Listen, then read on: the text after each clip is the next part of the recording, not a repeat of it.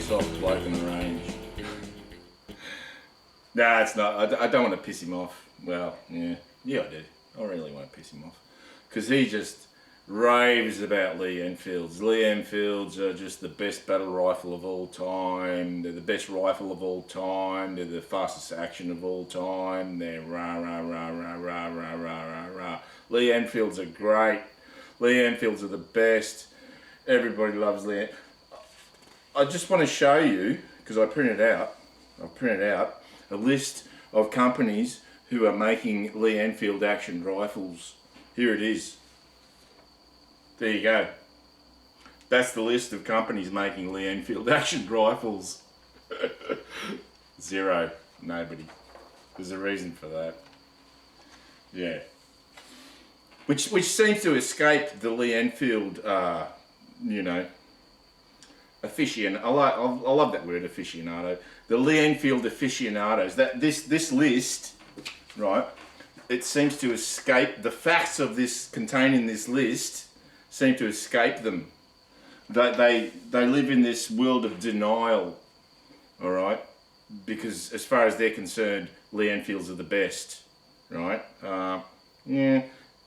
I want to challenge that, and I want to say Mausers are the best, because here on this table I have two current production.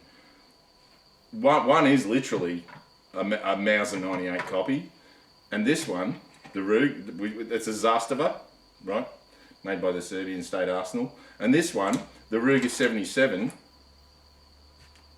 it's a Mauser 98 for all intents and purposes. Slight variation on the rear of the bolt and that, but yeah, same. Alright, now I do have a third, which is the CZ527. I haven't got it here on this table because it's at the gunsmith. It's getting pillored and bedded because I got a different stock for it. I got a Boyd stock for it. Now, in addition to that, I have another rifle that I have put a deposit on that I'm waiting to get transferred from one gun shop to my gun shop, and it is it's made in Austria, and it's spelt V-O-E-R-E. Now, having lived in Germany and my understanding of the German language, that would be pronounced Führer. All right, if you read it, it says Voer, right? But V is pronounced as an F in German, Austrian. So that would be Führer, yeah. Now these guys have been making rifles for quite a long time, and one of the flagships of their lineup is the model 2155 or 2165. The 2165 comes with double set triggers, which is that really is old fashioned. Mine is a model 2155 in 270 because that's my favourite colour. Because actually, that's the first rifle that I ever owned personally, even though I was underage, was a 270 Zastava. Yeah, Mauser 98. So the first rifle I ever owned was a Mauser 98 clone. So I'm getting another one, but better than the Zastava. It's not that much more expensive. It's only costing $1,300 Australian, which is this costs like $1,100. So for $200 more, you're getting Austrian craftsmanship. I don't want to disparage Serbian craftsmanship, but the Zastavas are rough, you know. Yeah. Where they don't need, like I said before in the review on that, where they don't need to look pretty, they're not.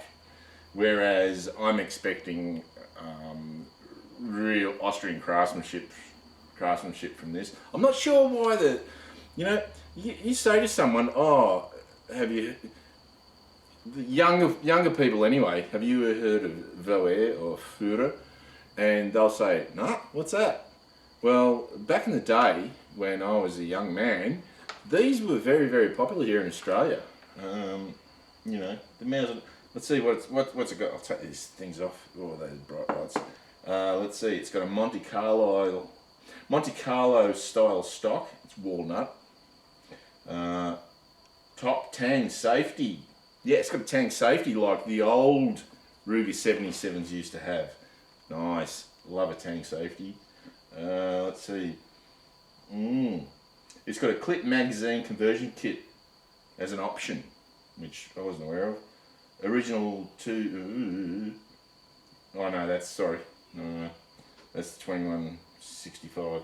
The 2155 just has the usual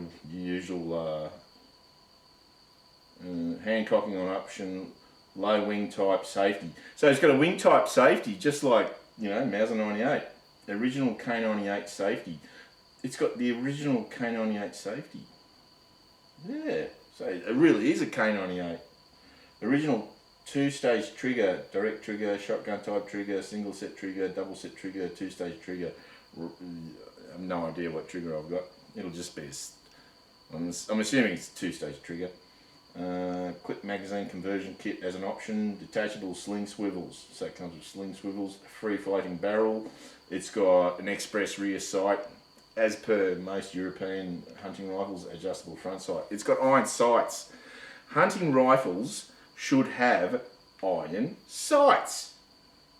Alright, as far as I'm concerned, the whole we don't need iron sights on rifles bizzo, that it's pretty much a United States thing. You guys have pioneered it, and really, even the Europeans are adopting that nonsense, and I don't agree with it. Sorry guys in the US, but I don't.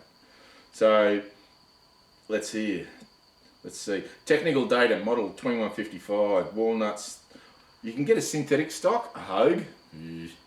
Yeah, I'm getting walnut. Original K98 safety, low wing type safety, and hand cocking, so you can hand cock it.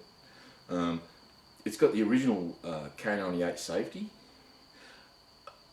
I don't know if it's true or not, but I was actually told that the first quite a few of the first ones of these made were actually refurbished K98s. Don't know if that's true or not, but it's got a wing type safety, which is totally K98 or Mauser 98. Original, don't know which trigger it is. So it's got a 24-inch barrel. It's 7 pounds. Barrel is free float. It's a Lothar Walter barrel. Now, if you know anything about barrels, the German Lothar Walter barrels are supposed to be excellent. I don't know. This will be the first one that I've owned, so yeah, we'll wait and see. Aluminium magazine housing. Sights. Yeah, blah, blah, blah. It's drilled and tapped for scope mounts, obviously.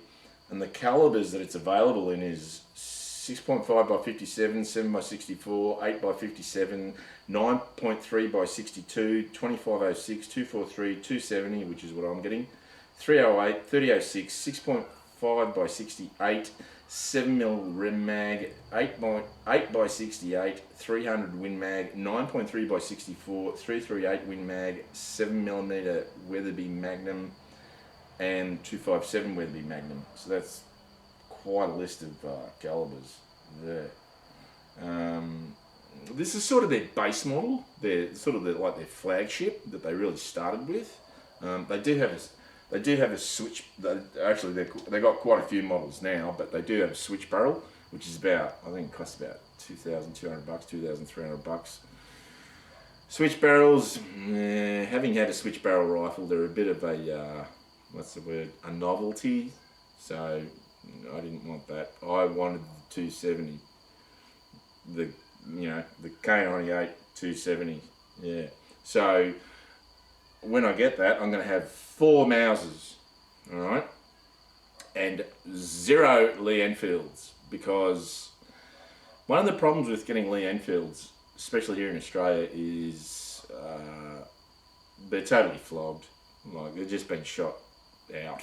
You pretty much got to re-barrel them. Otherwise, you're getting huge groups. Even though the Lithgow made Enfields were supposedly, I don't know whether that's just parochial crap or what, but supposedly they were the pick of the bunch.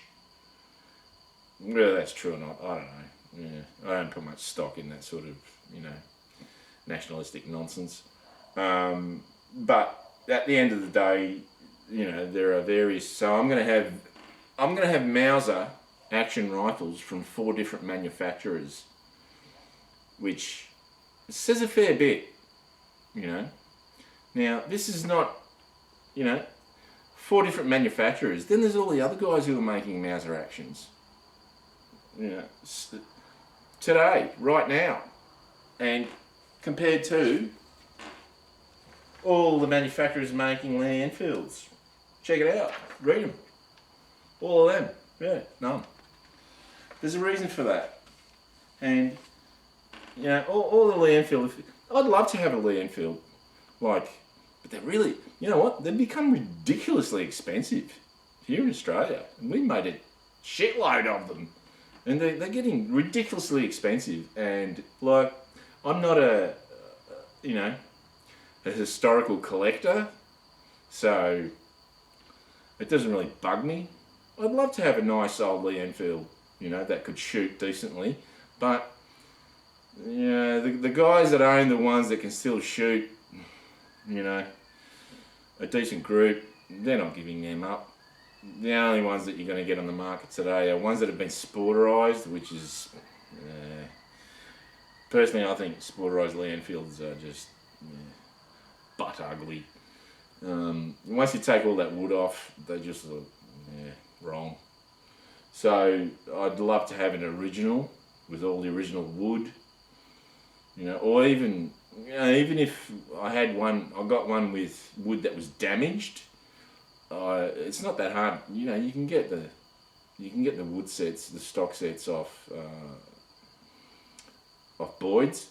They sell the stock sets for the Lee Enfields. Probably Macon.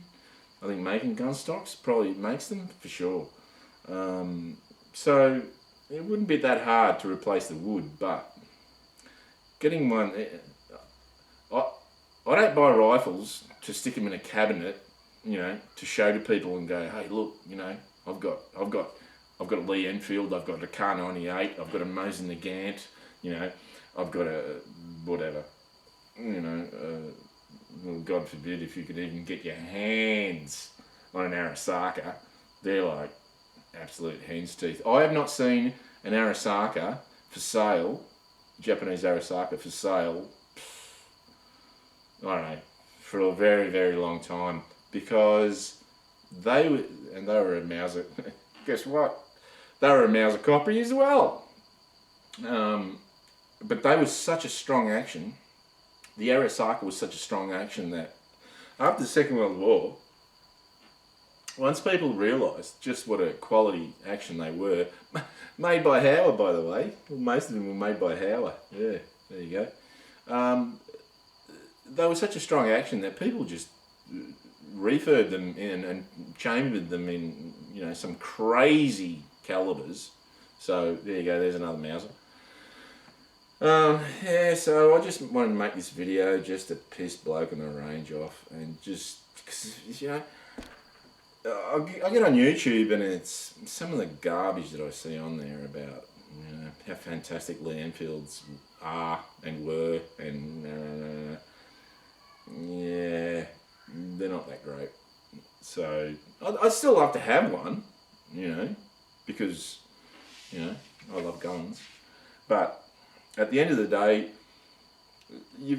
sorry, BOTR, boater, bloke on the range. Sorry, bud. I don't mean to piss you off, really, but you just got to accept the facts, and that is that nobody's making Lee Enfields. Yeah, there was an Aussie guy who set out, and he did. He actually got some manufactured, made, in 308, and that fell to pieces. And for whatever reason, I think, he just hooked up, got backing from the wrong people, or I don't know what happened. It was a failed business venture. And I think the problem is that I don't think there's such a massive market for the things, for new Lee Enfields. I just don't think the market exists, because if it did exist, someone would have come along and would have rescued it. You know, business people aren't stupid. If there's money to be made, you know, and they say a business venture failing because it was poorly set up, or the backers were a bunch of shysters, or for whatever reason, if someone who's really canny and can see that there's a buck to be made, they're going to come in and rescue that and buy it out and keep it going. It didn't happen, and there's a reason for that, because there's no market for them, you know. Which sort of, and probably Blake on the Range would probably be surprised to hear this, but my dream, right, this is, well, one of my dreams, because I'm a bloody dreamer, I've got dreams out the wazoo, but as far as guns are concerned, one of my dreams is to manufacture reproduction Martini Henrys, like just a straight copy of the Martini Henry long rifle, not the carbines, whatever you pronounce it. I would really, if I had them, if I won the lottery tomorrow, tens of millions of dollars, I'm serious. I would go out of my way to make reproduction Martini Henrys. There's just something really fascinating about them. Like, I don't know what it is, and I don't own one. And I'd really like to get, even before I had a Lee Enfield, a Smelly, I would love to get a 303 caliber Martini Henry, which are really sort of rare. I've seen one for sale, but my understanding is the ball was a piece of shit. And the guy said, yeah, I haven't got a shooter, anything that's going to group within a foot. So, yeah, so there you go, Blake on the Range. There's a bit of a conciliatory note. I would really love to manufacture and sell Martini Henry,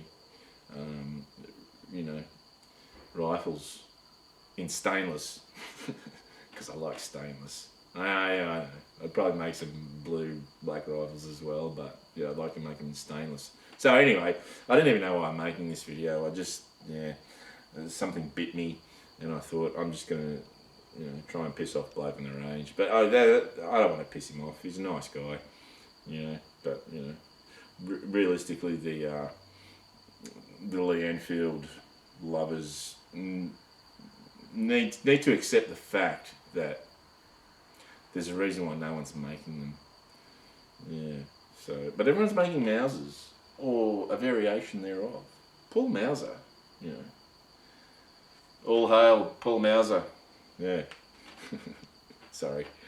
Yeah, so I think I've said enough. So see you later.